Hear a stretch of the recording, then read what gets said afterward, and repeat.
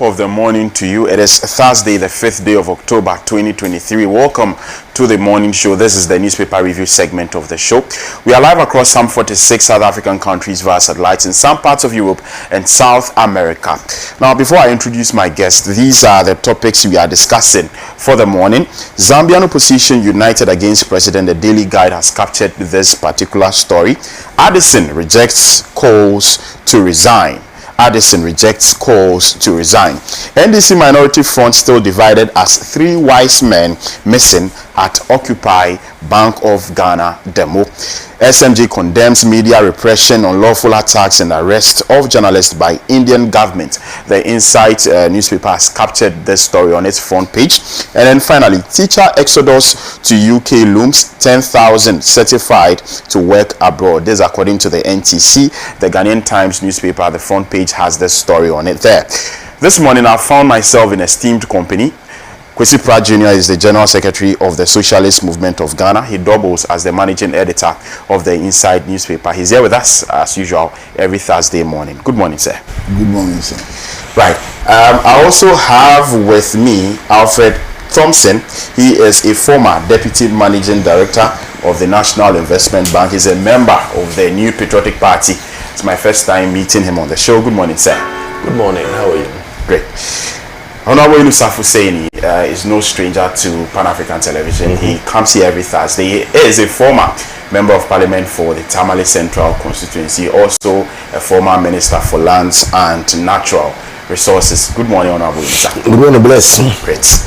Without further ado, we'll start the conversation. I'll, as usual, implore you to be a part of it. We are live on Facebook at facebook.com/Pan-African Television. Do what to share your thoughts, your opinions, your messages with us. I'll be more than glad to read them as the show progresses. Without further ado, let's get into our very first story. As typical of us, Pan-African Television, we start our morning conversations with an African story. This morning, we head to Zambia, and the story says, Zambian opposition united against a president. I'll read the story. It says, 11 separate opposition parties in Zambia have joined forces to condemn the economic hardship, poverty, and unemployment they say have risen under President Hakainde Hichilema.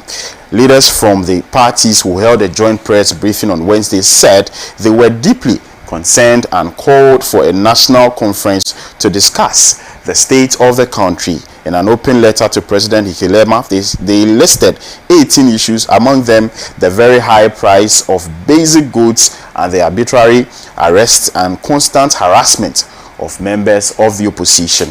The letter also alleged that the government's promotion of multinational corporate foreign and ultra-liberal policies has caused tremendous damage to the economy and to the well-being of their people. The Socialist Party, the All People's Congress Party, and former governing party, the Patriotic Front, are among those that signed the letter. The Southern African country has experienced a 3-year debt crisis. It became the first African nation to default on its debt payments during the COVID pandemic. Despite being copper-rich, loans and high interest rates have severely restricted Zambia's ability to invest in critical social programs and infrastructure. This is where the story ends, and without further ado, I'll let Honorable Yunusa Husseini first share his thoughts on this development in Zambia. And to say good morning to you, Bless. Thank you for having me this morning. My good friend and comrade Kwesi Pratt, welcome back from your travels. And Banker 10 communicator of the NPP, Thompson, welcome. I think that this week and last week we have been following each other to radio stations. The fact is, Zambia has been an important part of the colonial struggle during the early 60s. If I got its independence in the 60s under Kenneth Kaunda. Now, the Zambian People's Party has ruled Zambia for a very long time. Zambia is rich in copper and the Copperbelt region is one of the famous regions in Zambia. The problems confronting Zambia today did not start with the transfer of power from the socialist, or if one Kaunda used to say African socialist government, to a neoliberal establishment of the Hichilema's government. But I think that under Kenneth Kaunda, the problem was manageable. He was also prepared and willing to listen to advice from other experts and world leaders on how to transition from a raw mineral dependent country to a country that had industries and that was transforming its minerals into secondary products. But I think the transformation did not go through. Or did not metamorphosize into prosperity, stability, and development for the people of Zambia. Relatively, Zambia is a stable country. The upheavals that has greeted many African countries have spared the people of Zambia. But just like all other countries where the people are suffering from extreme levels of poverty, hardships, rising prices, mismanagement of resources, and all those things, Zambia is not spared that.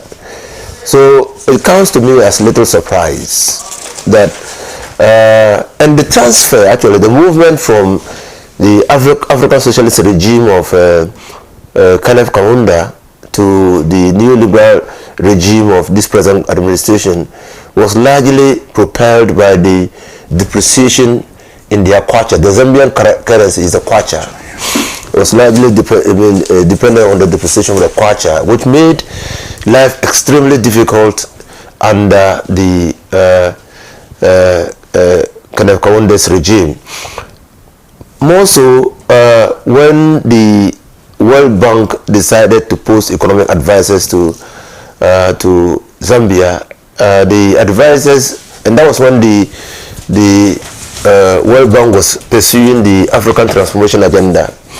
They saw that the kwacha, according to the experts, the kwacha was highly overvalued against the dollar, and so created foreign exchange disparities. I mean, the people could get the dollars by buying it from the black market because the kwacha was overvalued, and then the rip off the profits by taking the dollars out of the country, and so perpetually deprive the Zambian government of the needed resources. So at any time, the kwacha was ahead of the dollar until the structural reform that was pursued by the World Bank advised Kenneth Kaunda to devalue, and the devaluation just spiraled the downward trend of Zambia. Up to now, Zambia has not recovered, and so I'm not surprised that mainly the left-wing and center-left parties in Zambia are coming together to try to wrestle power from the neoliberal government that is presently in power. And you could see that apart from the hardship that is bedeviling the people of Zambia, they are also talking about the lack of respect for the dignity and the rule of law in the country, because they accuse the present administration in Zambia of arbitrary arrest of political opponents. I think that what is happening in Zambia should be an eye-opener for all African countries, and particularly we in Ghana. To dislodge the MPP from power, I think it will be in the interest of all the parties, and we demonstrated same just recently when we came together to protest against the governor of the Bank of Ghana. I think that we need to understand that with a party like the MPP in power, with the decay of political institutions, and government institutions, and with the patrimony being exhibited by government and the stranglehold or even the capture of state being pursued by actors in this government, it is important for all of us as political parties in opposition to identify one goal, and that is how do we dislodge these people. It requires a concerted effort from all of us, and I think that Zambia should be the eye-opener for all the political parties in this country. All right, thank you very much, Honorable Yunus Afusine. Let me come to Mr. Alfred Thompson. Good morning to you, good morning to Ankwesi, to Honorable Afusine. Zambia is facing challenges like most countries are doing with the global economic crunch, and definitely once that happens, you don't expect people to be happy when prices are going up. I would say ever since I was born and saw things in this country, I've never seen things coming down. It always goes up, and I always ask, when will it ever come down? But like Ghana, they are also facing the same challenges that we are facing here. Prices of goods have gone up, and nobody wants to go through that. Nobody wants to see them buying with the same funding, buying the same goods, double the price or triple the price. And so definitely there will be challenges, and for the opposition to come together to fight this, it means that they are gathering the people, or they are bringing people together to oust, or more or less to make sure that in the next elections the president will not, either he will not be retained or whoever is coming on the party's ticket, and that is expected. But the truth about the whole thing is that, are we as a world facing challenges? Yes, everywhere. Even the developed countries are facing these same challenges that we are facing in Ghana. And it's high time we come together and sit down and ask ourselves, how do we work together and come out of all these challenges? Because I don't think it's something that is extraordinary. It's happened before, sometime back when all these world crises were going on, and it keeps on, it's a seasonal thing that comes and goes. So when it comes, how do we fight it? How do we work together as one unified force to make sure that there's food availability, and also at the lowest prices possible? These are the most important, because when people get food, when they get accommodation, when they are okay and they are getting some salary, they are fine. And that is what makes them, stand in their system or in their country tall. So I see the challenges the government or the president will be going through at the stage. It's something that is quite tough, but he has to face it and see how he can alleviate the pain and suffering that people are going through at the moment. And that is the same challenges we are facing as a country, Ghana. Right, thank you very much. Well, I don't think that we answered the question simply by saying that it's a global phenomenon.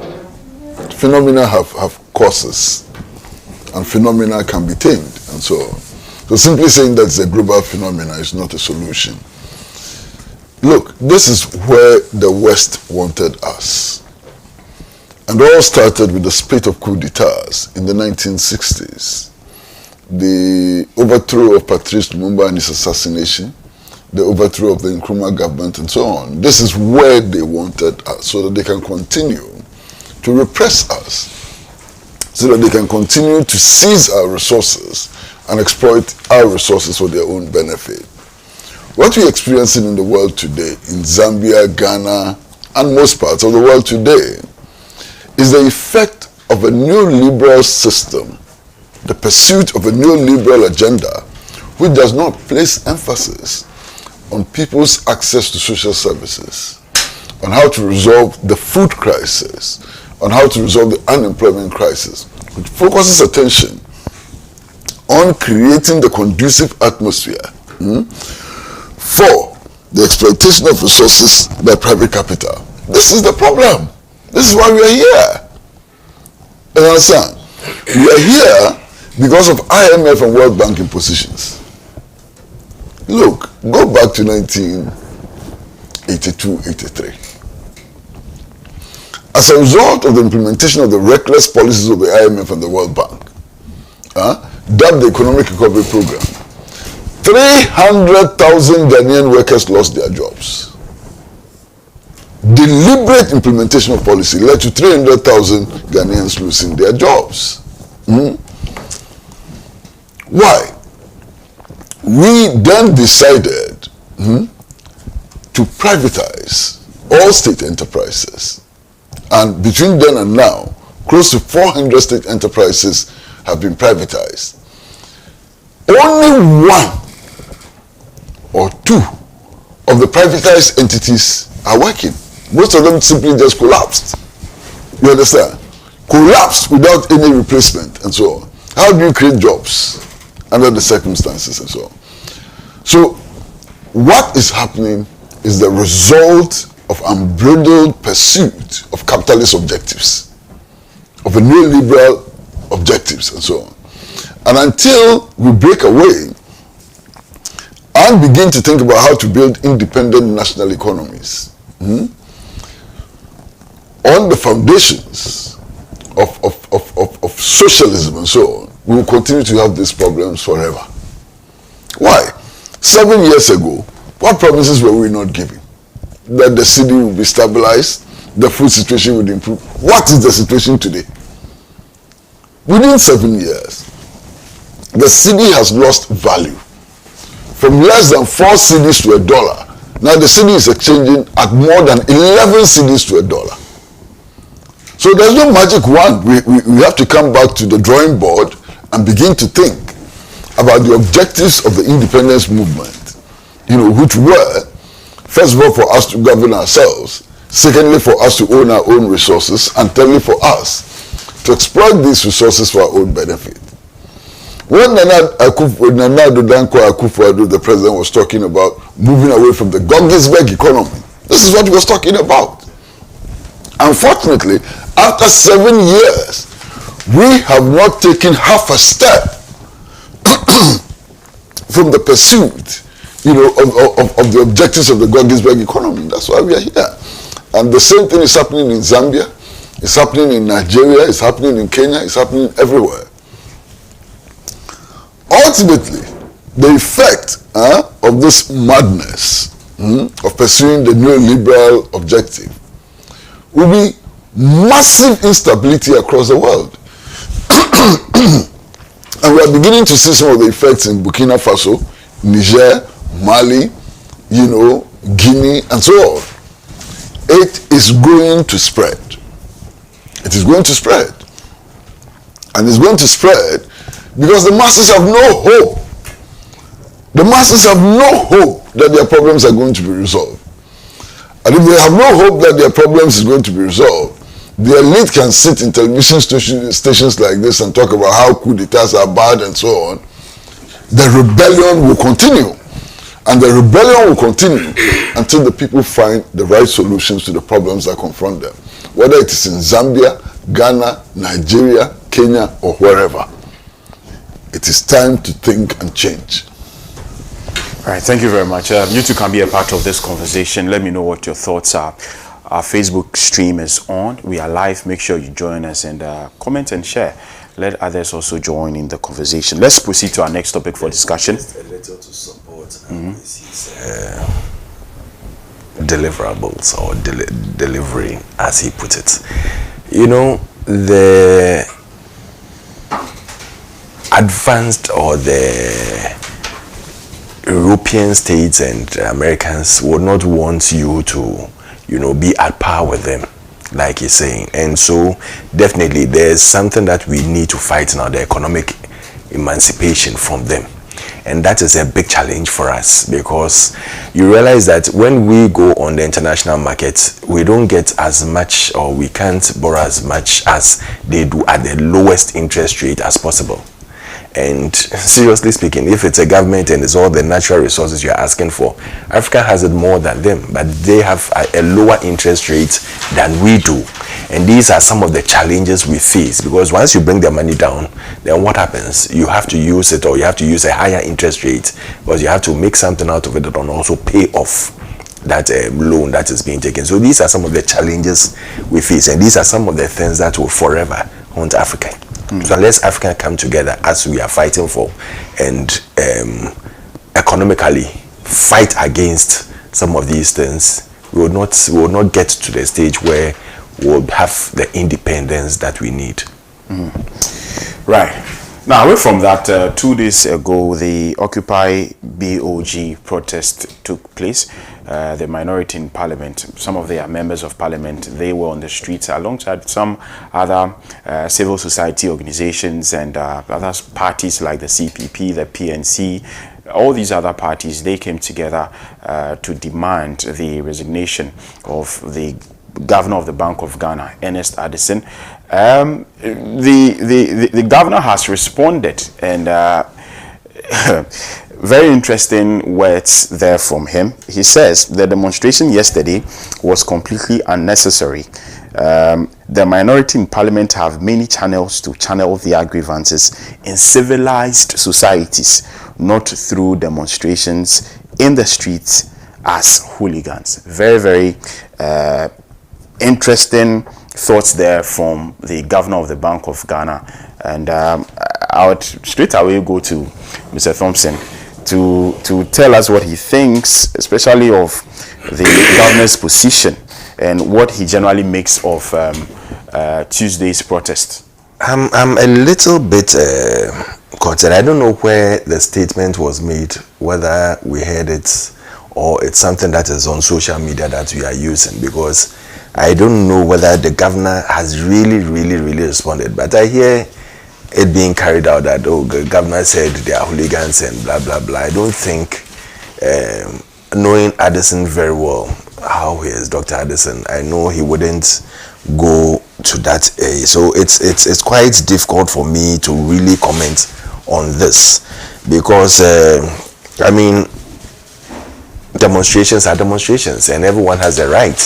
But what I kept asking myself was that you don't bring me a letter that I should resign. I mean, you give it to the people who appointed the governor, and that is what I felt the whole demonstration should be about. Either you send it to the president or the chief of staff or the Ministry of Finance or the, what do you call it, the Speaker of Parliament, that they should take in the necessary measures that would take the governor out of battle. Going to give the governor a letter that, listen, I've brought you a letter for you to resign. I mean, definitely anyone who gets that letter, if it's me, I'll put it by the side and continue with my work, because I have a focus, and my focus is to work until I finished my term. You know, everyone has a term they run as a governor. So if it's 5 years or so and he has to finish, he has to finish. And if you are asking him to resign now, I mean, who is the appointing authority? The same people who appoint him. And I don't know whether it's in the interest of the president to let the governor go now with the support, the fiscal policy support and the financial policies that have been put in place to help him come out of the COVID economic distraction. And so I see it as, yes, they have the right to demonstrate, but will it yield any effect? I don't think so. Right. Honorable Yunusa. So Addison made this statement on City FM. You heard it? It's on City FM, what news portal? It's actually on all of the news portals. So there's actually an online portal called Central Banking, and that's it was to Central Banking that he granted that interview, and I've checked, and yes, he said it. Yes, and he said it, but he's an outlaw. He's a fugitive from justice, and so, ensconced in his office, he says what he wants. Addison is not fit to be the governor of the Bank of Ghana. Addison's bank is a creature of statute. The statute prescribes thresholds and benchmarks for dealing with government. Just like any common citizen of this country, there are things that you can't do, and there are things permitted by law. So you can't go and take your neighbor's property without his permission. If you do that, you become a common thief. And when arrested, you can't justify your theft by the fact that you were hungry. It's theft. Or if a person is in coma and an ambulance is carrying or transporting that person to the hospital, the driver has no justification in knocking down somebody at the traffic lights because somebody is in the ambulance who needs immediate medical attention. A country governed by the rule of law is a country that believes in certainty and predictability, and particularly public officers, and more importantly, a citizen of the country who has worked at the international level. That your bank have been established by statute. You have a primary responsibility to obey the statute. Fidelity to the law is so important that you cannot, by any stretch of imagination, flout the laws of impunity. And I have said, and I was at the demonstrations. I was at the demonstration yesterday, on the 3rd, from the beginning to the end. And I have seen consistent, deliberate effort to shift the focus of the demonstration from the flouting of the laws, Act 612, to DDF. No. The most egregious violation of the law is in the violation of Section 30 of the Act. And any responsible, useful citizen of this country must be livid that Ernest Addison can be speaking this way. He's just being stupid to the extreme. One. No, he's stupid to the extreme, because you see, first of all, let me tell you why he's stupid. Let me tell you why he's stupid. Why? Because demonstrations are allowed under the law of the country. Article 21 of the Constitution. I'm astounded when he says other civilized. Yes, I just don't understand. No. It's not about wrong. It's about stupidity. Because if a demonstration, if the Constitution guarantees the right of individuals to demonstrate, are you saying that our Constitution is not fit for purpose? And that person who manifests their civil right or constitutional right to demonstrate in the streets pursuant to Article 21 of the Constitution are hooligans? Is that what he's imputing? Then he should sponsor an amendment to Article 21. Because demonstrations are a key feature of any democracy. Agreed. And a key. And even in the United States of America, people demonstrate. People demonstrate. Everywhere. And is that an indication that those people who demonstrate in Britain, in America, in Germany, in Russia, wherever, are uncivilized and are hooligans? He should be answering to the question why the law in Section 30 provides procedural limits or requirements for compliance with your dealings with government, and states categorically that even though you can lend to government, when it reaches 5% of your dealings with government, when your lending reaches 5%, you have a responsibility, Section 32 of the Act as amended, to inform the Minister of Finance and Parliament. You failed, refused, or neglected to do that. You not only failed to do that, you treated that law with contempt. And I hear people justifying that because Ghana was in extreme circumstances, difficult situation, brought about by a combination of events, the COVID and Russia and Ukraine won. And I say yes. So if Ghana was in difficult circumstances, did that justify the breach of the law? Difficult circumstances require difficult solutions. What government could have done was to go to parliament, and that was the intendment of the law. If government was going to exceed the 5%, Addison should have informed government that by the law establishing his bank, he cannot go beyond that. And that is difficult for somebody who claims to be civilized. That's difficult to do by somebody who claims to be civilized. Addison must not fool himself into believing that he is immune. Because we know that every government has a term limit. Before Addison came, somebody was there. And that person was forced to leave the bank because the government said it could not work with that person. And they paid him off. They paid him his severance award and brought in Addison. But Addison is setting up himself for a day of reckoning.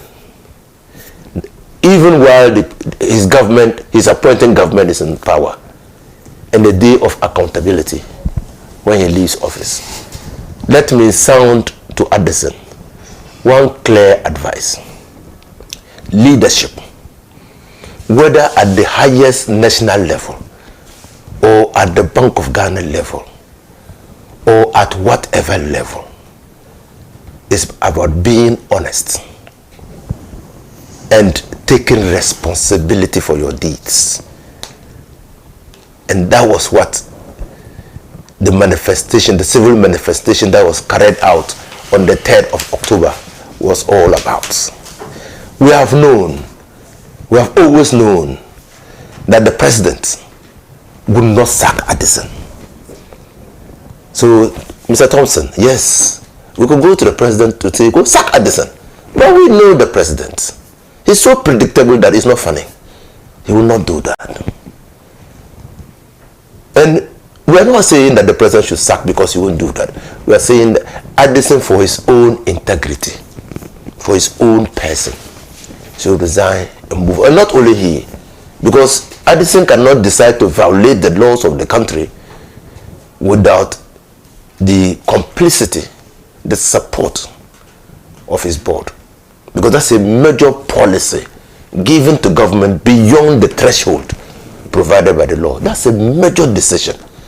And no single individual, you are a banker, no single individual can take that decision without a board approval. So we're saying that the board too was complicit. His 2 deputies were complicit. And so all of them must resign.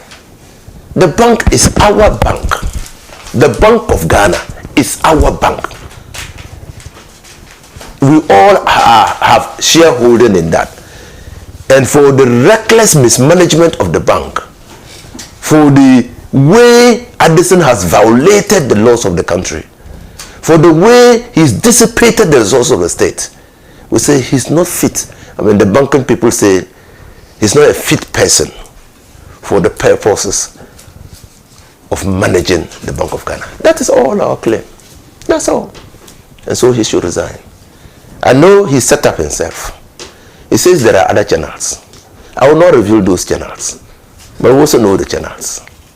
And the minority in Parliament is waiting for him. Right, thank you very much, Honorable Inusa Fuseni. Interesting submission there. Let me come to Comrade Kwesi Pratt. Well, the statement made by Governor Addison clearly confirms that he's unfit for office. He has no respect for the Constitution. And you cannot occupy any constitutional position if you have no respect for the Constitution. The very Constitution which created his office, which serves as the legal framework for his appointment and so on, the very Constitution he's trampling upon. It's the same Constitution which guarantees the right of free expression and also the right of citizens to demonstrate And he thinks that the constitution, which is the basis for his appointment, promotes hooliganism. What business does he have sitting in office? So I think he shot himself not in the foot, but in the brain.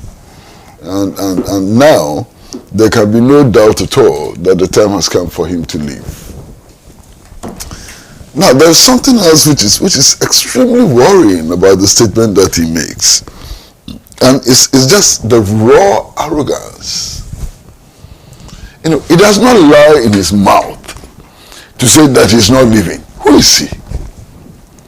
Everybody holding an appointment in a constitutional organization or a government organization continues to hold that position only on the basis of demonstrated public trust. Because what power is he exercising? He's exercising the power of the people. And when the people pour into the street and say, we don't want you, say you can go to hell. Who are you? And what does he think of himself? In this country, you give anybody some small power, and the next day they all think that they have become gods. They can talk down to us, they can insult us, and so on. Governor Addison is describing demonstrators, including the minority leader of parliament, including some of the most prominent lawyers in our country, including people who are perhaps better qualified than him to be governor of Bank of Ghana, as hooligans. I mean, incredible. And if participating in a demonstration makes you a hooligan, what is he going to say about the man who made him governor of the Bank of Ghana? What is he going to say about the president? I think his behavior is exceedingly insulting. And indeed, I have never called upon him to resign or to leave. But today, I'm joining the call for him to leave office. Because he's shown gross disrespect to the people of Ghana, indecent disrespect to the constitution and so on. And he has no basis staying in office. I'm not even talking about his performance as governor of bank or something. His insult to the people of Ghana, his insult to the constitution and so on, justifies his exit immediately. And he has to go. There can be no compromise on that one from here on. I don't see how anybody can defend what he said. You see that my brother was struggling to defend him.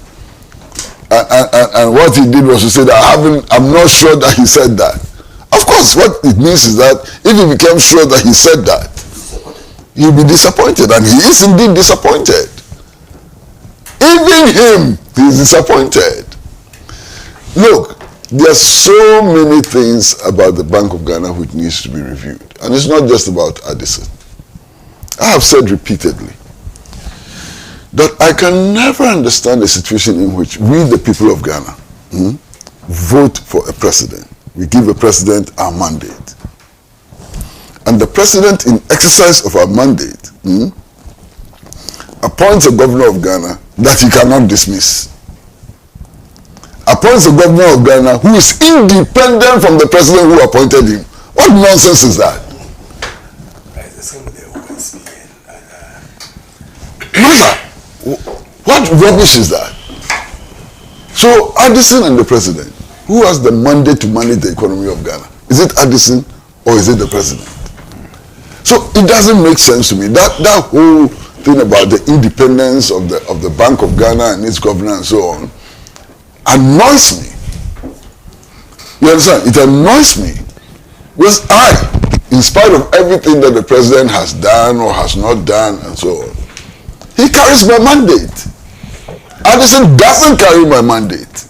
Indeed, whatever mandate he has is an extension of the mandate of the president and cannot be seen to be more powerful than the president in managing the economy and taking economic policy decisions and so on. So I have this fundamental problem with this whole notion of the independence of the bank and the governor. In any case, what independence has Addison demonstrated since he became governor? He's acted at the behest of the finance ministry throughout.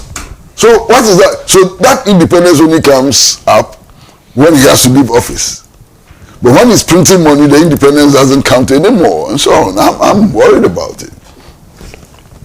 Now, for those of you who like to speak a certain kind of language, corporate governance and things, I don't speak I don't say those kinds of things. How can you justify a situation in which the governor of the Bank of Ghana, as chief executive of the bank, is also chairman of the board of the bank? Doesn't make sense anywhere, because the board is supposed to have oversight responsibility over management, and yet the head of management is also the head of the board. Doesn't make sense. That needs immediate review. Now, if you look at the structure of the Bank of Ghana, the board sits on top, and then below the board is the what do they call it? The monetary policy unit. So Addison, or the governor, sits as chairman of the board and also sits as chairman of the monetary policy unit. And then he comes down again, and then is the governor, and so on. What system is that? I mean, that system needs immediate review. So we should not just be focusing on Addison's removal as governor of the bank. We should be focusing on an entire review of the Bank of Ghana, its structure, its policy, and everything. But you see, that is not possible when we are always running to the IMF and the World Bank. Because this structure is also part of the dictation of the Bretton Woods institutions. They insist that we must have a central bank which is independent. So if you want to do things that work, things that are sensible, you have to avoid the IMF and the World Bank. And that is what our politicians are unable to do. And that is why we continue to be in a mess. We need immediately to make sure that Addison is removed, and to make sure also that the whole structure and policy of the Bank of Ghana is reviewed urgently. Otherwise, we are going nowhere. Right. I'll take time to read a few. Just a minute. Master, the independence of the Bank of Ghana is operational independence. It's operational.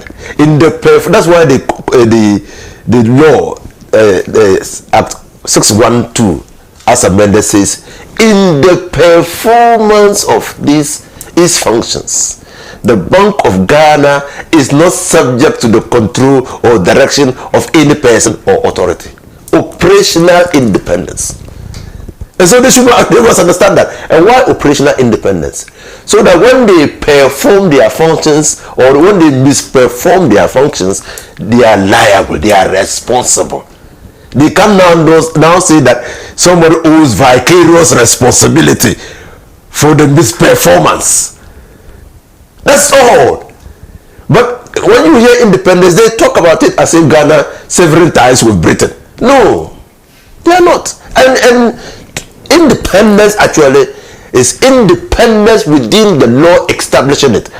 You are independent insofar as you perform your duties in accordance with the law. You perform your duties outside the law, you are not independent. The law will deal with you. Right. I think Mr. Thompson also has something to come in a bit. Yeah. We may have our challenges with the governor. He may have performed in some aspects, and in life, just like life is, there are challenges. When you get to that crossroads, what do? He had to take serious decisions that would save the nation. The governor took decisions in consultation, as the law says, with the Accountant General and the Minister for Finance. And the Minister for Finance was supposed to report to Parliament on the decision that they took, which accordingly he did. Now, if you have... Section 32. No, Section 30 says that he sits with the... read it, yeah. It says that he has to sit with the... He reports, actually, he calls the attention of the Minister of Finance and the Accountant General, where they sit together and take that decision. After that, if you have challenges with him, yes, I mean, two wrongs don't make a right. I seriously have issues where on set and outside we try to constantly bastardize our people who are working.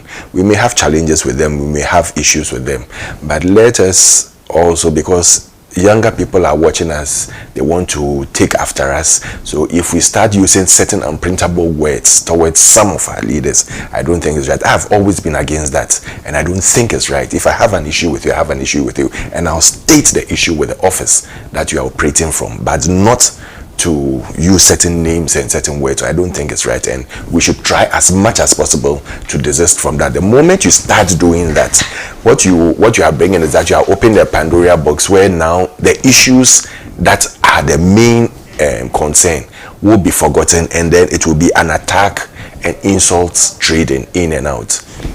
That is one thing we should be very careful about, and we should try. I know Uncle Kwesi is eagerly wishing to talk, but Uncle Kwesi, you agree with me totally that in the past people have been seeing things and it is wrong, and we should not continue it. We are leaders. We are respectable people in society. When I say leaders, you are a respectable person in society, and I think we should do things the right way, whether we like it or not. He is someone who, when he came into office, he looked at our reserves, some of our reserves, and he has increased, especially the good reserves, from a poultry sum of about 8.7 tons to over 15.1 tons, just to shore up our reserves that we have, and working towards why we should use gold reserves rather than the USD as our reserves, where we have to put money in a USD account, and then we see it as a reserve, and no one should touch it against A, B, or C.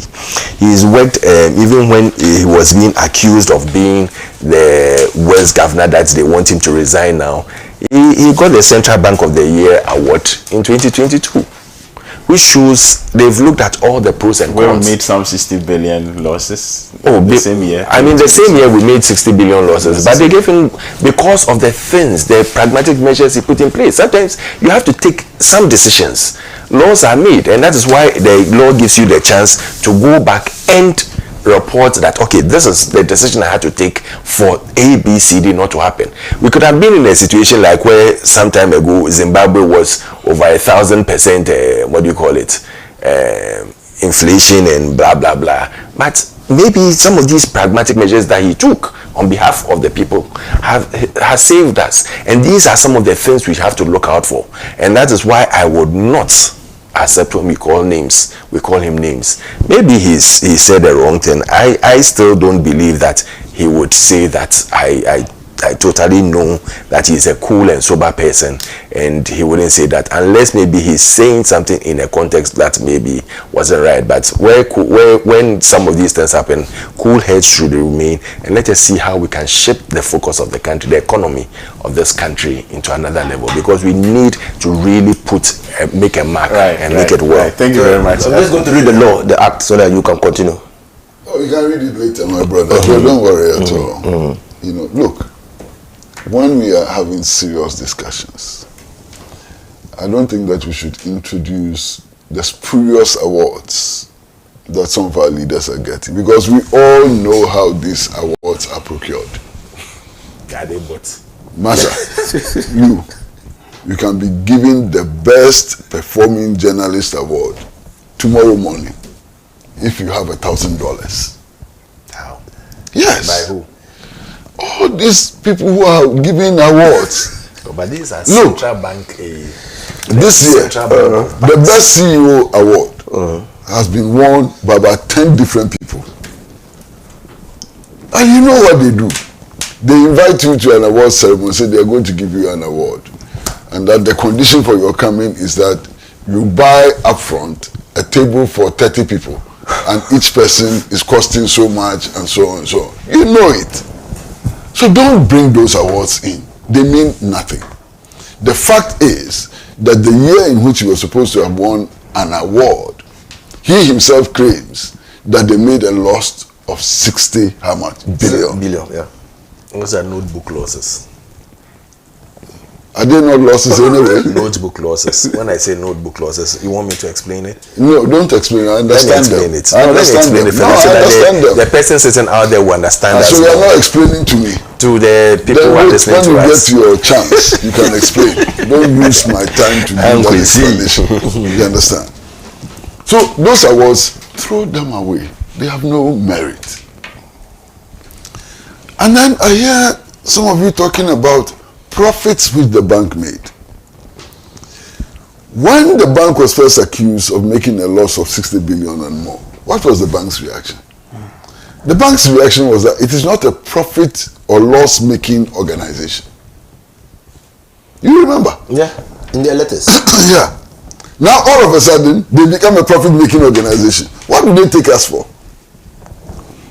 They think that we come from where? Cuckoo's land or somewhere. At least we have brains like them. We all can think. So they should stop this thing. And then my brother talks about unpalatable language. Yes, I can agree with him. If we can all engage in public discourse in language that we consider decent and so on, that will be fine. But compare two things. As a result of the implementation of reckless policies, do you know how many people are dying? They are taking policies which are killing people, maiming people, denying people access to education. And we are worried about insults. Compare the two. So we should go ahead and insult? No, I would not insult. I would insist on the use of decent discourse as well. That's all I'm asking. But I'm not going to condemn anybody who insults them. Because what they do is worse than insults. They are killing, they are murderers. Look at the policies they've implemented. Look at the people who have suffered. Today, as we sit in the studio, and I'm not exaggerating, a pregnant woman has woken up, maybe in the 8th month of her pregnancy. How to take her to hospital is a huge burden. Pregnant women are being taken to hospital in boxes, carried by 6 men, walking through rivers. That is their situation. Today, as we sit, a family has woken up. There is no means of providing basic breakfast of cocoa and kose. The breakfast, they can't fathom how they are going to do it. Today, as we speak, people are dropping out of the educational system because they cannot afford it, and so on. You understand? Today, as we speak, some commercial vehicle is going to get involved in an accident because the driver could not save enough money to replace the faulty tire and so on. And we are concerned about insults. Let's be concerned about the most important things. Let's be concerned about the misgovernance that we are facing. Let's be concerned about the betrayal of the people of this country. Insults, they are bad, but they are small compared to what our leaders are doing to us today. Right, Honorable Sir. So I agree with Mr. Pratt. Awards are nothing, especially when the awarding institution or the institution awarding the Bank of Ghana is aligned to the World Bank, and the World Bank has decided to put at the Central Bank of Ghana somebody to supervise Addison in the performance of his duties. That's a fundamental breach of trust. That's a fundamental breach. But for our viewers and for Mr. Thompson is a banker. I mean, not just a banker, he's a very respected banker. So I'm just going to worry is that his current role is affecting his image. Yes, I'm going to read somebody I've respected over a very long period of time. I'm going to read section. How he chooses now to come and sit in front of the Ghanaian people and defend this indefensible case, I cannot fathom. I'm going to read section 16 of of Act 918. That is the Bank of Ghana Amendment Act 2016. Section 16 of that act introduces 2 provisions into the Bank of Ghana Act, Act 619, Act 612. And it reads, Section 30 of Act 612 amended. 16. The principal enactment is amended by the substitution of Section 2 of a new 2. The total loans, advances, purchases of treasury bills, and securities made under subsection 1 shall not at any time exceed 5% of the total revenue of the previous fiscal year. Now, that section 16 introduces a new section 7. And the section 7 reads, where the total of loans, advances, purchases of treasury bills, and securities made under subsection 1 is 5% of the previous fiscal year's total revenue.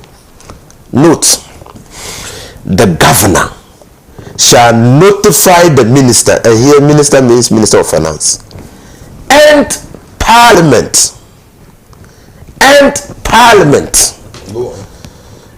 of the attainment of the limit under subsection 2, and the minister shall upon notification, the minister upon notification shall report to Parliament on the remedial. So after the notification to both the minister and Parliament, the minister's duty now is not to inform Parliament of the reach of the 5%, but on the remedial measures to be taken. So the information goes to the Bank of Ghana has a responsibility to inform the minister and Parliament. The minister now comes to Parliament because Parliament is now aware that 5% has been reached. The minister doesn't come to inform Parliament. The minister comes under the law to tell Parliament and the people of Ghana the remedial measures to be taken. And so, how do you exonerate the Bank of Ghana? The governor, did he report to Parliament? Did he notify Parliament? It's not a breach. Section 67 says when you breach any provisions of the act, you are liable to 2 years imprisonment. Right. You want to go off? We are discussing this. It's an interesting topic, so I want to take a few messages. I'll come to you. I want to respond to that. Yes, but let me read a few messages, then I'll come to you, Mr. Thompson. This one here says, my senior brother has died because of no bed syndrome in 3 hospitals we visited while he was sick. Edward Dugbada says, okay. Zan Jacob says, if the Bank of Ghana Governor Ernest Addison says the Occupy BOG demonstrators are uncivilized hooligans, then his finance minister Ken Oforiatta and his boss the president are chief of these uncivilized hooligans too, because they organized massive protest in the past. That also makes Addison to okay, all right, thank you so much for your message. Zan Jacob says, why should we be diplomatic with leaders who do things that call for insult, if not to insult them? One who acts wisely is wise, and who acts stupidly is nothing but stupid. Good morning to Konya Glo Martin, who is doing the watching as well. Wacheremen Sang, Kobe Matthias, Deuteronomy Marcus, Francis Ami Bentel, and all of you doing the watching across the continent. We are extremely grateful. But let me take this last message from Samuel Evans Ota, who is saying that if demonstrators are hooligans, then Akufo-Addo is the father of hooliganism. The only legacy he has is demonstrations, and Addison is benefiting from Akufo-Addo's demonstration. Watching you live from Birmingham. Thank you so much for your message. Now, let me come to you again, Mr. Thompson. You wanted to say something. I wanted to talk about this financing and the whole mode of operations. And you realize that now someone who sent a text has moved from the topic of what the problem is to state that, oh, when you act foolishly, we call you foolish. When you add that, you call you that. Now the focus is moving. And that is why I say that when we are having a discussion, let's remain focused and rather keep the insults out, because now the general public take it as a field day, and what they do is to insult. When you look at the BOG financing thing, you know, Ankwesi knows that from time immemorial, and Honorable knows, since 1992, we have what we call the non-marketable instruments that have been in the books of BOG. You go to IMF, you're always going to seek money. You come, you pay off. You go again, you come, you pay off. Meanwhile, in our books, we have government non-marketable instruments that are still hanging in the book. Do we still keep it there? And this amounts to over 32 billion of our money. Over 32 billion. The governor took a decision. Do we still keep it there, or we make provision for it? When you make profit, you make provision for some of these things. And once it passes the threshold of your profit, it will go into a loss situation. But does it stop you from operating? No, it doesn't stop you from operating. So now we are agreeing that the Bank of Ghana can actually make losses and make profit. Are we agreeing? Oh, that one has always been there. I mean, any institution in your books, you either make a profit or a loss. You don't make even. Yeah, but the Bank of Ghana says it's not a even what do you call it? Even NGOs in their books they make profit or losses. Yeah. I mean, they will show you whether they've made money or they've not made money. So when they say that it's not a profit-making organization, what it's trying to tell you is that, listen, ours is to make sure that our monetary policy is correct and everything. They charge banks and other things for maybe overdrafts and online overnight lending and everything. They charge them, and these are some of the things they use to run their system. But that doesn't mean that they are purposely built up to go and make. It's not important if they make losses or profits. They don't look at that. They are not built up to go and make money just for government. So why are they boosting or making profit? Why are they boosting or making profit? You said when I have my time, I should talk. So when you have your time, when you have your time, what is the monetary policy rate is 30%? What does it mean? Pandora box to us. No, what does it mean? When they say monetary policy rate is 30%, what does it mean? That means when you are at the NIB, if you wanted liquidity support, you know, and we know the reason why they are controlling monetary policy. They are helping. They are in charge of the commercial banks. So definitely, the commercial banks look up to someone who is their authority in pricing certain things, and they look up to the central bank. That is why they will place monetary policies at certain rates. So when you are when you do that, and that is why I use the word overnight lending. When you are a bank and you have a threshold and you have to do overnight lending, sometimes you lean on the central bank to give you the money overnight. Yes. And that is charged. And they'll give you at 30%. No, they'll charge you for it. So once they charge you for it, definitely there's some income coming in. Yeah. But they are not a profit-making organization. We have not said so. And that one, it has to be stated clear and loud. They are not a commercial bank, so they are not a profit-making organization. That is what they are stating. Now, when you look at government financing of government bills, since the Bank of Ghana hasn't financed government to the tune of 80 billion. It is not anywhere. In 2017, it was 0% financing. 2018, 0%. 2019, 0%. 2010 was when 10 billion was used for the COVID. 2020, you mean? 2020, sorry, I said 2010. 2020. 2021, there was zero financing. Then in 2020, there was 37.9 financing on all these what do you call it, cocoa board bonds and other things that what are you reading? Yeah. From 2021, they gave the Bank of Ghana 35 billion. No. It was 0% financing. No. It was 0%. Check on the auditor's report. We are working on the auditors. Is that the auditor's report you are reading? It's hauled from the auditor's report. No. It's hauled from the auditor's report. No, it supported and the government to pay salaries and certain government debt. That was in 2022. That was when it was 37.9. When it is so 2021. But when you have your time, then you come in. Okay, let me do my submission. So you see, when there is a need for the government or the BOG to come in and help government in certain things, you don't expect people who have bought cocoa bonds to come and cry about it, that listen, our cocoa bonds are not being paid and everything, and maybe syndicated loan hasn't come for them to pay all these off. So at the end of it all, Bank of Ghana needed to come in, and they had to take the hit for it. I think these are things, yes, you might call it that, yes, he should have gone to parliament before or after or whatever. But at the end of the day, he had to take strategic decisions that will save the nation, which I believe the governor has done. You might not like him today, but tomorrow, mark it anywhere, he will be named as one of the best governors who had to take a serious decision during a crisis time of a country. And when I traveled out, I realized certain decisions he took that helped this nation.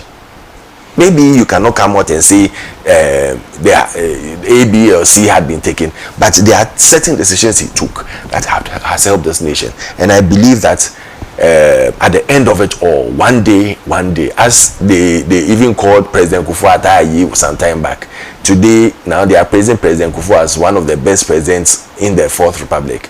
One day they will praise Governor Addison as one of the best governors Ghana has ever had. Thank you very much. Let's proceed to our next topic for discussion. There's a video in circulation purportedly of the Member of Parliament of Asin Central. I think we have that video. Let's watch it quickly and then continue the conversation. 2016 wouldn't go Kamunyai because I was in Ashanti region. 2020, Mama Ashanti region. How many votes? And I'm losing. Okay, I'll be a all good party one. And I win to win it, I'll be up. Win to me, and the Baumia, or we put in the party. And then me, I'm who I'm and a new good party no. But no more near, I will win and you will do good party. My young child, every good party. May catch it over meetings, over for you. I have it. Over mistake. There'll be an eye for an eye, a tooth for a tooth.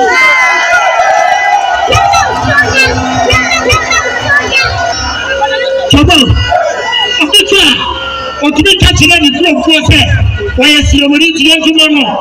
Why is ceremony to young tomorrow? Now, what do you are Kenya? Who Pharisee of the Castle? We are Christiania. Who Pharisee of the Castle is Christiania? Name top Muslims who want some to say, I know about the Muslim community, you will go to jail. You will go to jail. It is a new man, my young macro, or I'm telling you, I will not play tribal politics. But if it becomes necessary, I'll give them bombshell. So over a night,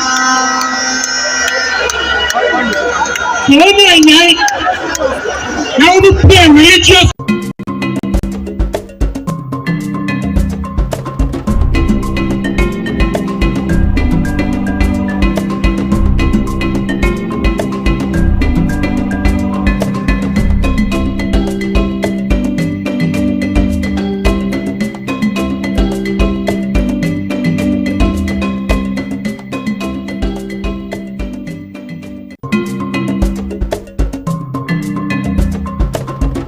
Right, so this is not the video we really wanted to show you. That video is also there, but of course we did hear him make some assertions in this particular one as well. We'll try and get that video as well, but he's actually released a press statement, and the heading or the caption is misrepresentation of comments in viral video. It says, my attention has been drawn to a video on social media which has since gone viral, where I'm heard saying that the MPP was looting the country as if there was no tomorrow. I wish to state that this is a complete and unfortunate misrepresentation of the actual content and focus of my message at that private event in Kumasi. It was a meeting with a small group of MPP communicators who had organized a small fundraising for me at the weekend. It proceeds to say, at the event, I lamented the fact that our communications were letting the party down, and that every government would have its fair share of corruption cases, especially in 8 years. But because of one or two bad cases which the authorities were handling and in a transparent manner as it should be, we have sadly allowed the ruthless opposition propaganda machinery, the mass media and social media to create the deadly impression that MPP was looting as if there was no tomorrow, including allegations of stashing funds abroad. I wish to stress the point that the offending video was called from or was scaled from a private meeting with some communicators in Kumasi, Ashanti region over the weekend, and edited to purposefully create disaffection towards me, Ken Agyapong, and to bring the Akufo-Addo government into disrepute. The statement goes on and on and on and on, but I think we know what this is about, and without further ado, I'll let Mr. Thompson share his thoughts on this. Is this the end of? Don't you let the season? No, it's your party. It's your party. So I want you to do. Yes, you should be dealing with the issue first. But I think we have the video. Do we have the video? Okay, then let's play the video and then we come back to the studio and then take the thoughts of our panelists. That's why you should let them.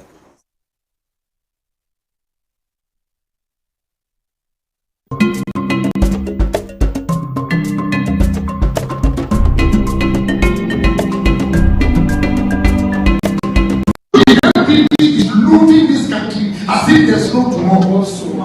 Why? What do you mean? The youth of this country are not working. Not intimidating and comfort. I will put my life on the line and defend it. The MPP is looting this country as if there's no tomorrow. Why? What do you mean? The youth of this country are not working. Not intimidating and comfort. I will put my life on the line and defend it. The MPP is looting this country as if there's no tomorrow. Why? What do you mean? The youth of this country are not working. Not intimidating and comfort. I will put my life on the line and defend it.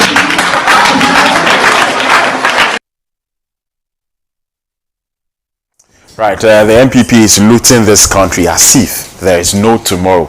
Words from Kennedy Agyapong. Now let me turn my attention to you, Mr. Thompson.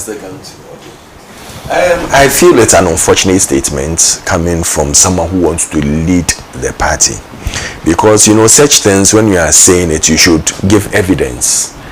I don't think anyone is looting anything. So when it happened, I quickly went back to check on some of the things he said, and exactly what he is saying today, that MPP is looting as if there is no tomorrow, are exactly the same words he used on NDC when we were in opposition. So I asked myself, is it like that is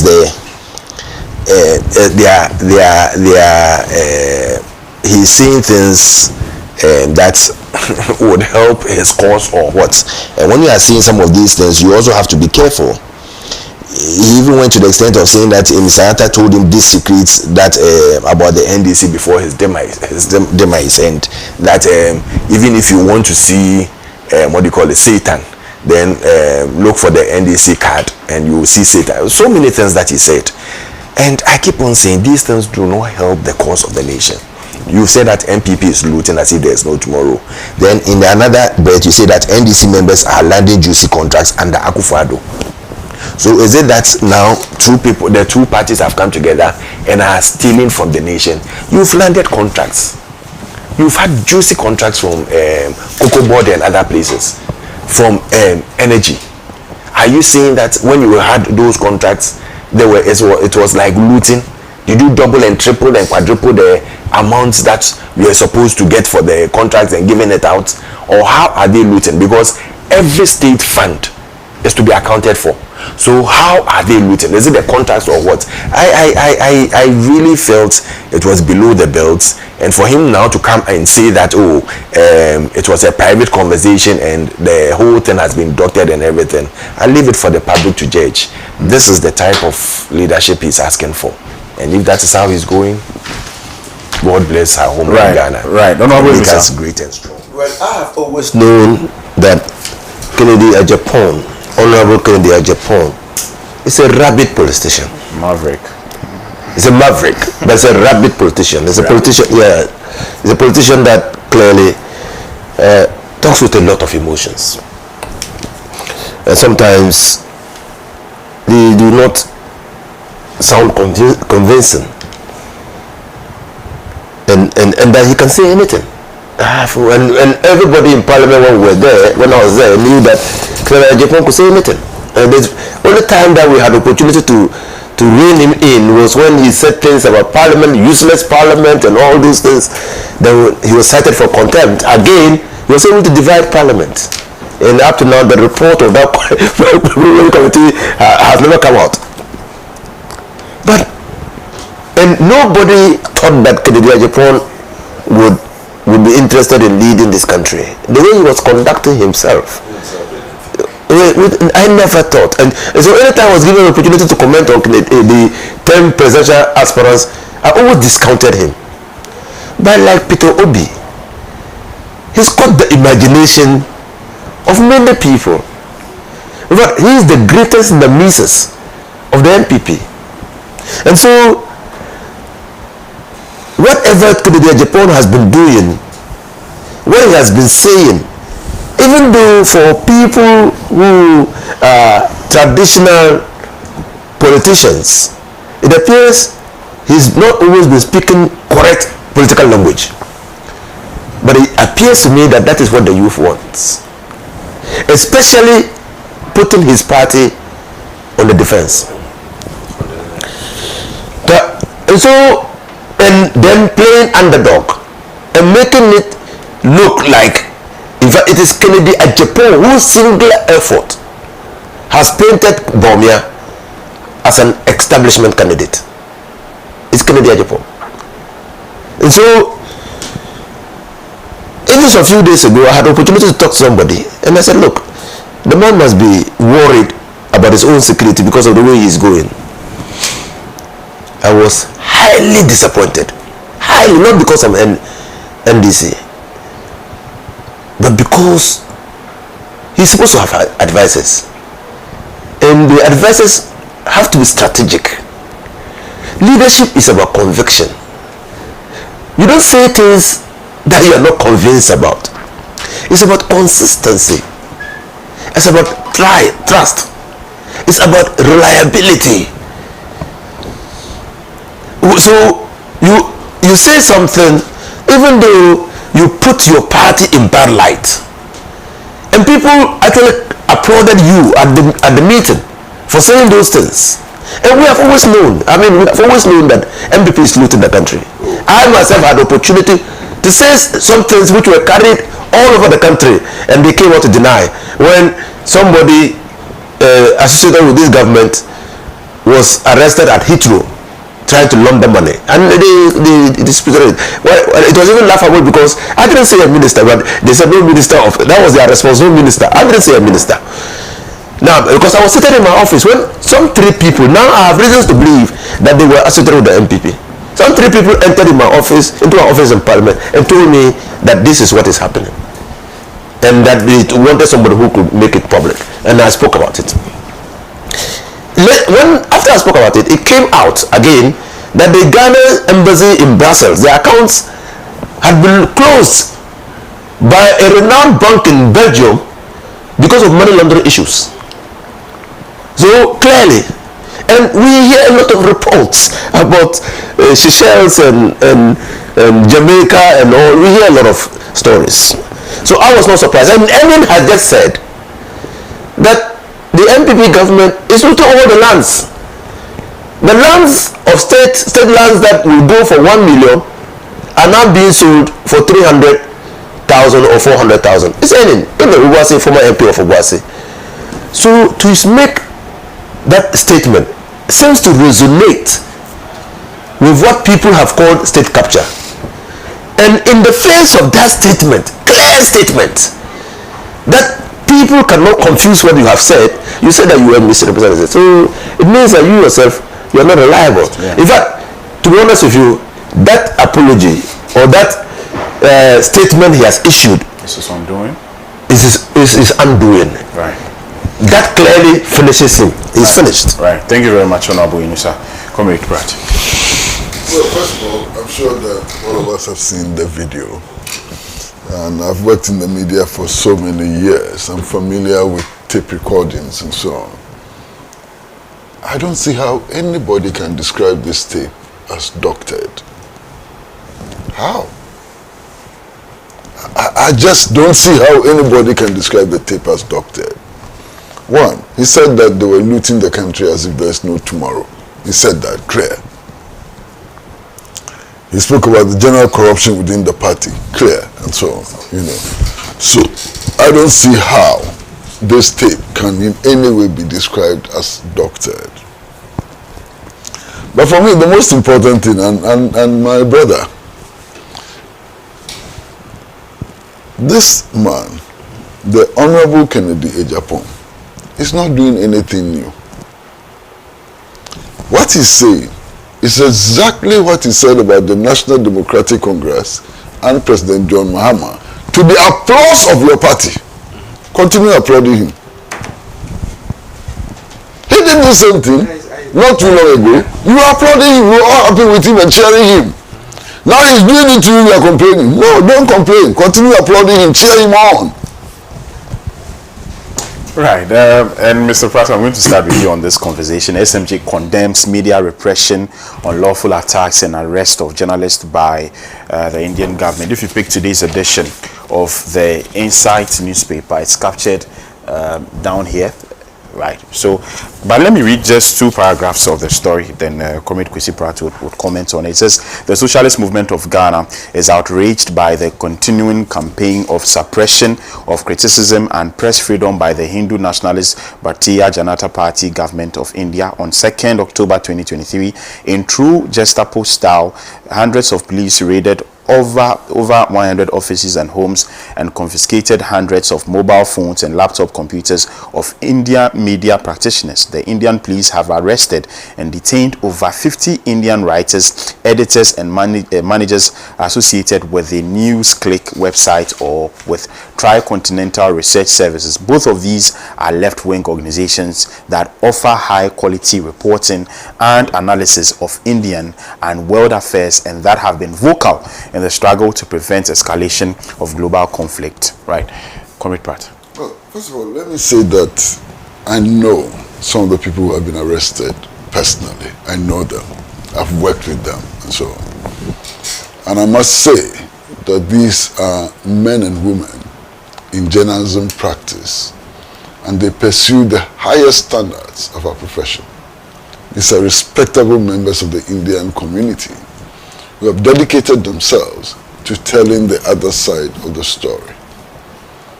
I mean, and I'm surprised that on the basis of absolutely baseless allegations published by the New York Times, the Indian government has moved to this extent. I mean, the Indian authorities say that the basis for this arrest and closure of media houses is a story which was carried by the New York Times, alleging some connection to China which is not even established. There is no evidence whatsoever that these brave journalists have received one CD from China, $1 from China. No evidence whatsoever. Besides, Massa, if we were to arrest journalists or media, shut down media houses which receive external funding, which of the Western media houses will survive, or the pro-Western media houses will survive? The National Endowment for Democracy is sponsoring media houses all over the world. Should governments arrest them and lock their offices up and so on? Why? The BBC is a state-funded media house Voice of America is a state-funded media house and so on. So what is this thing about receiving funding, even if it were true? What is the basis of it? So clearly, this is an attempt to trample on the rights of journalists. This is an attempt to trample on freedom of expression, and it's targeted as the left in India. And I think all of us need to condemn it in the strongest possible terms, and to insist that these brothers, sisters, and comrades of ours be released unconditionally and immediately, and that the closure of their offices should come to an end as quickly as possible. Clearly, this is the Indian government going haywire, in attempt to clamp down on views that it does not support. And it's regrettable that the Modi administration has embarked on the path of witch hunt on the basis of a story, a cheap story without any foundation, in the New York Times. Right, thank you very much, Mr. Thompson. I think it's rather unfortunate. No journalist needs to be imprisoned or arrested. We've condemned it in Ghana. We've moved to the stage where now we have the press freedom and everything. We have the right to information bill and everything. So it makes that openness there. And it's sad to hear a country like India going this way at this time. I support him by saying that they should be released unconditionally, and we should have that, when you go into politics or leadership, you should have that room for calmness and the level where you have to accept certain things, because definitely there will be truths told to you, there will be lies told to you, there will be insults coming to you. It's like they always tell you that when you go into politics, you don't have any life of your own again, because now your life belongs to the citizens. So if you are not ready for attacks and all these things, then I don't think you should lead the country, and I think we should all condemn it in no uncertain terms.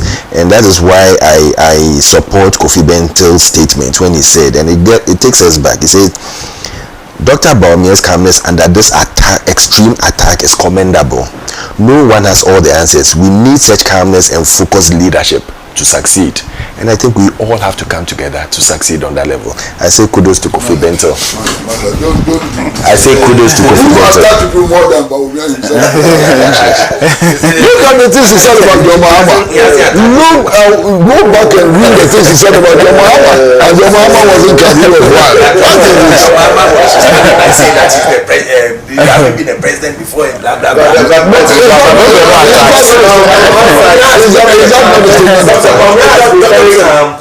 Bawumia has been very calm. All these challenges, all these insults that are being thrown to him, all these things that you yourself have said that Kennedy's attack on Dr. Bawumia is undescribable. What we are discussing now is. Should I repeat some of your attacks? What we are describing now is India. First of all, I think that inside is dead on point. There is an agenda, a religious agenda being pursued by Prime Minister Modi in India, and his BJP party is at the forefront. He's trying to establish a Hindustan state. I mean, and even there is a conscious move to change the name of India to some India.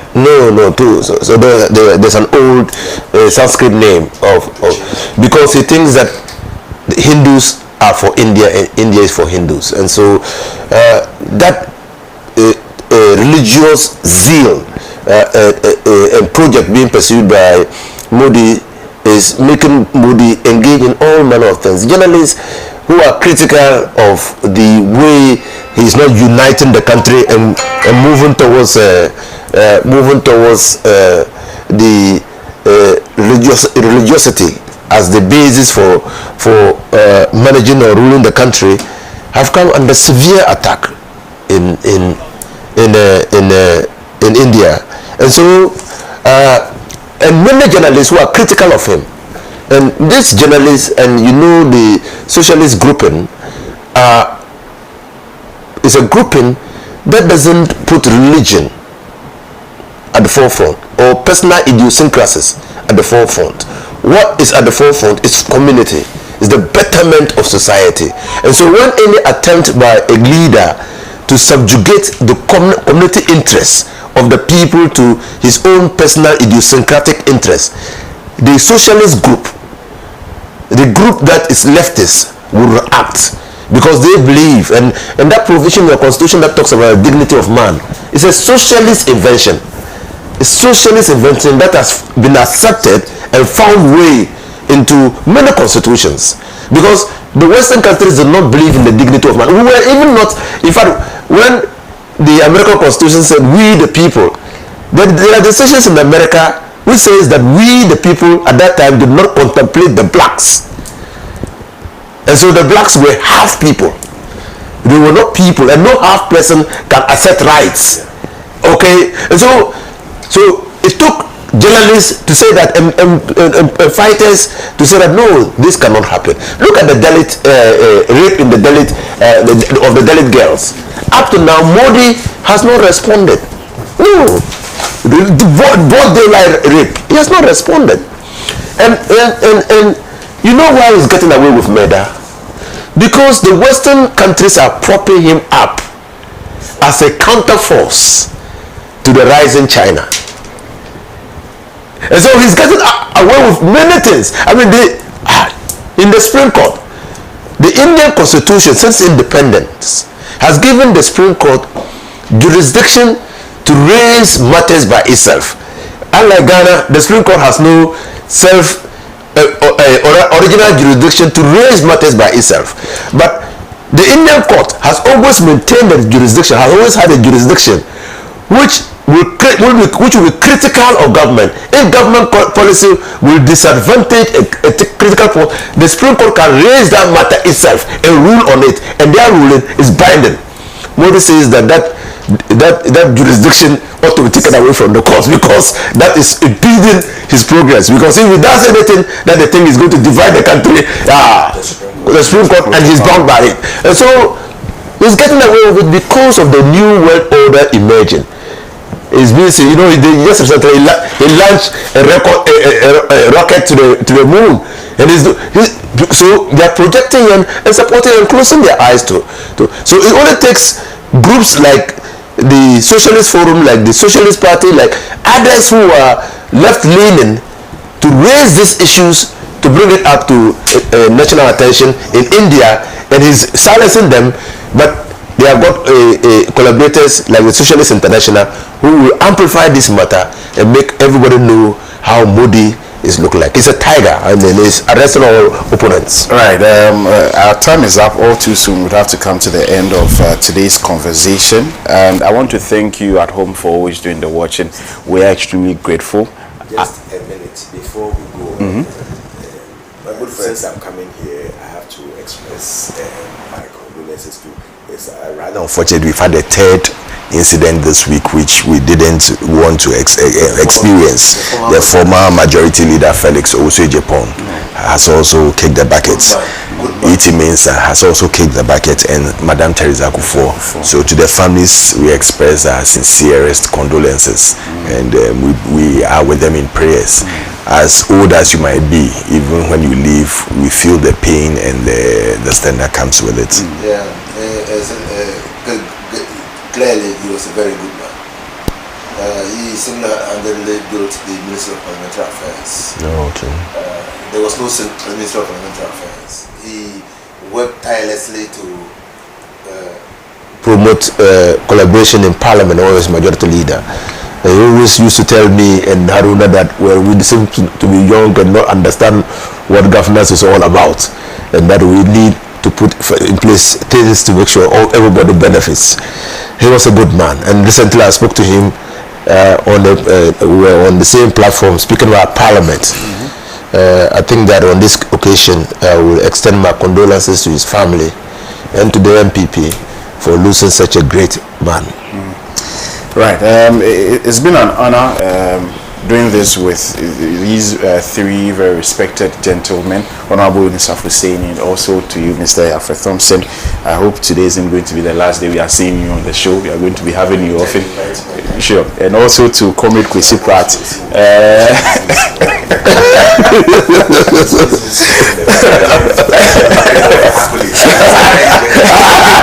This is our keep quiet, but we understand. It's part of the game. And to you at home for being watching, we are extremely grateful. The Friday edition of the show comes off tomorrow at exactly 8 a.m. Do have a pleasant day. Bye bye.